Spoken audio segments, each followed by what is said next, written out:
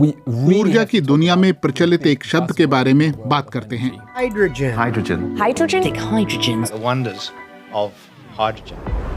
ये जादुई ईंधन हमारी कारों, ट्रकों, ट्रेनों, जहाजों और विमानों को चला सकता है। इस ईंधन के इस्तेमाल से जो बाय प्रोडक्ट बचता है वो पानी ही है और उसके साथ आने वाली ऊर्जा। ये सब शानदार लगता है, शायद कुछ ज्यादा ही शानदार। थोड़ा करीब से देखते हैं कि हाइड्रोजन के इस हाइप की वजह क्या है। आज जितना भी हाइड्रोजन हम पैदा करते हैं वो फर्टिलाइजर और पेट्रोलियम को बनाने में काम आता है, लेकिन उतने भर से वो ईंधन नहीं बन जाता। जीवाश्म ईंधनों को जलाना हमेशा से आसान और सस्ता रहा है, लेकिन ये चीज बदलने लगी है। दुनिया जलवायु संकट को धीरे धीरे समझने लगी है, इसीलिए कंपनियां और देश के देश न सिर्फ उत्सर्जन में कटौती चाह रहे हैं, बल्कि उनका लक्ष्य है Net zero. Zero emission. Net zero. ये हैं मेरेडिथ एनेक्स, जो एक हाइड्रोजन एनालिस्ट हैं। नेट जीरो के लिहाज से हर किसी को कुछ न कुछ करना होगा, यानी आपको उन इलाकों में समाधान चाहिए जहां बिजली समाधान नहीं दे पा रही है। हम वहीं पर हाइड्रोजन की संभावना देखते हैं। भारी परिवहन की सफाई के लिए हम हाइड्रोजन इस्तेमाल करते हैं। एक स्टडी के मुताबिक चीन से अमेरिका जाने वाले बहुत सारे मालवाहक जहाज हाइड्रोजन फ्यूल सेल पर चल सकते हैं। उन्हें बस 5% कार्गो स्पेस कम करनी होगी या रिफ्यूलिंग स्टॉप जोड़ना होगा। महासागरों में हाइड्रोजन से चलने वाले जहाज फिलहाल नहीं हैं, बस कुछ पायलट प्रोजेक्ट्स चल रहे हैं। 2020 में पहले कमर्शियल आकार वाले हाइड्रोजन चालित विमान ने उड़ान भरी थी। प्रमुख विमान निर्माता कंपनी एयरबस 3 हाइड्रोजन मॉडलों पर काम कर रही है, जो उसके मुताबिक 2035 तक तैयार हो जाएंगे। लंबी दूरी की उड़ानों में मुश्किल आ सकती है, लेकिन छोटी और मध्यम दूरी की हाइड्रोजन ईंधन वाली उड़ानों से भी उड्डयन के उत्सर्जन में 1/3 कटौती होगी। ये एक बहुत ही सामान्य सा तत्व है जो बहुत पेचीदा समस्या को हल कर सकता है।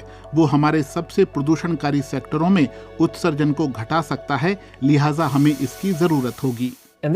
और यहीं पे ये चीज जरा पेचीदा सी हो जाती है, क्योंकि तमाम हाइड्रोजन एक जैसा नहीं बनता, बल्कि उसे बनाने के बहुत से अलग अलग तरीके हैं। आज बनने वाले कुल हाइड्रोजन का 90% हिस्सा ग्रे हाइड्रोजन कहलाता है। ये मुख्यतः प्राकृतिक गैस जैसे जीवाश्म ईंधनों से बना है। भविष्य का ईंधन जिसे हम इतना ग्रीन मानते हैं, उसे बनाना एक गंदा धंधा है। हाइड्रोजन को एक साफ ईंधन के रूप में इस्तेमाल करने से पहले उसके उत्पादन की सफाई करनी होगी, और इसके 2 मुख्य तरीके हैं। पहला है ब्लू हाइड्रोजन। ब्लू हाइड्रोजन से हमारा आशय कार्बन सोखने और उसका भंडारण करने वाले जीवाश्म ईंधनों से है।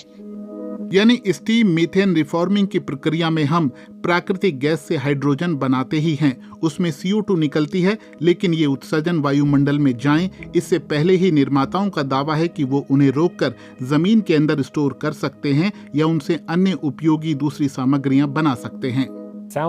सुनने में जबरदस्त लगता है ना? काश कि ऐसा होता भी। ब्लू हाइड्रोजन में ग्रीन हाउस गैस फुटप्रिंट ज्यादा होता है। रॉबर्ट होवार्थ ऊर्जा जगत में हलचल मचा देने वाले एक अध्ययन के सहलेखक हैं। ब्लू हाइड्रोजन का ग्रीन हाउस गैस फुटप्रिंट उस प्राकृतिक गैस से भी बुरा है जिसे आप बतौर ईंधन सीधे जला देते हैं। इसमें तो कम उत्सर्जन जैसी कोई बात ही नहीं है। तेल और गैस उद्योग ब्लू हाइड्रोजन बनाते समय करीब 90% उत्सर्जन को हटाने का अक्सर वादा करता है, लेकिन असलियत कुछ और है। मानवाधिकार NGO ग्लोबल विटनेस के आकलन के मुताबिक कनाडा में शेल कंपनी का ब्लू हाइड्रोजन का प्लांट अपने करीब आधे उत्सर्जन को ही रोके रख पाता है। कई बार गैस की प्रोसेसिंग और परिवहन के दौरान सप्लाई चेन में जगह जगह रिसाव होता है। इससे वायुमंडल में मीथेन जाती है। ये ग्रीन हाउस गैस CO2 के मुकाबले धरती को गर्म करने में 80 गुना ज्यादा ताकतवर है। इसके बावजूद ब्लू हाइड्रोजन ने ब्रिटेन, अमेरिका, जापान और यूरोपीय संघ जैसे प्रमुख अर्थव्यवस्थाओं की आधिकारिक हाइड्रोजन रणनीतियों में अपनी जगह बना ली है। रिपोर्टों के मुताबिक इसके लिए लॉबिंग भी खूब हुई है।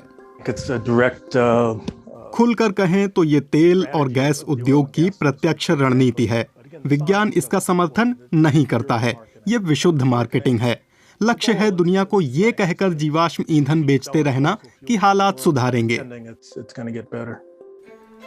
तेल और गैस उद्योग का इस बारे में क्या कहना है, ये जानने के लिए हमने एक औद्योगिक समूह हाइड्रोजन काउंसिल से संपर्क किया, जिसमें कई बड़ी दिग्गज पेट्रोलियम कंपनियां हैं।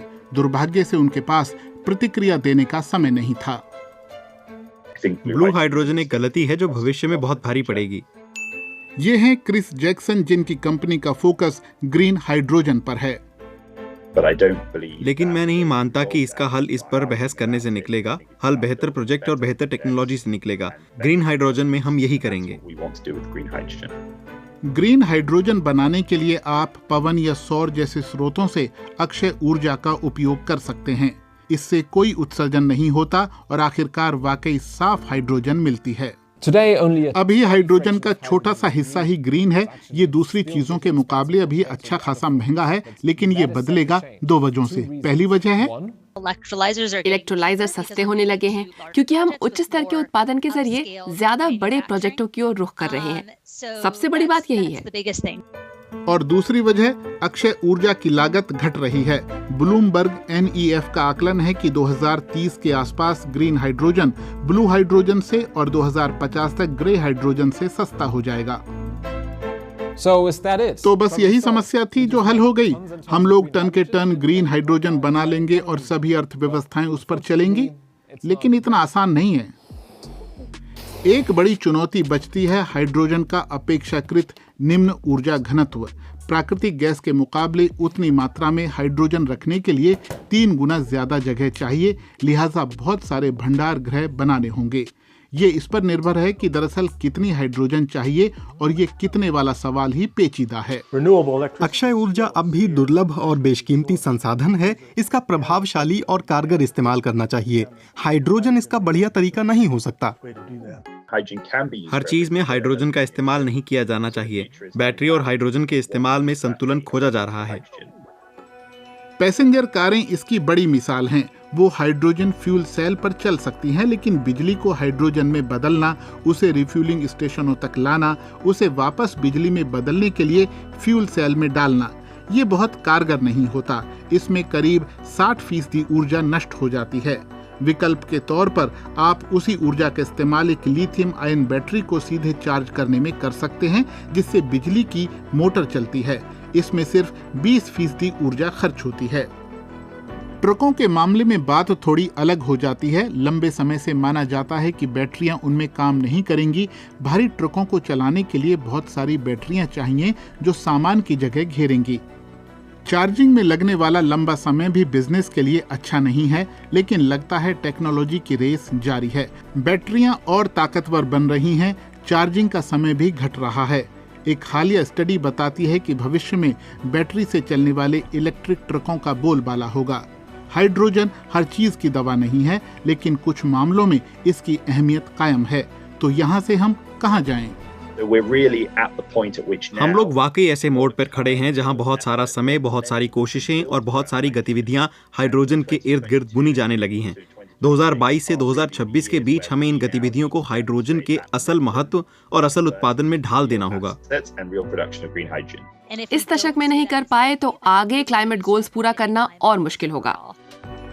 तो यही वक्त है जब हाइड्रोजन साबित करे कि उसका प्रचार महज शिगुफा नहीं है।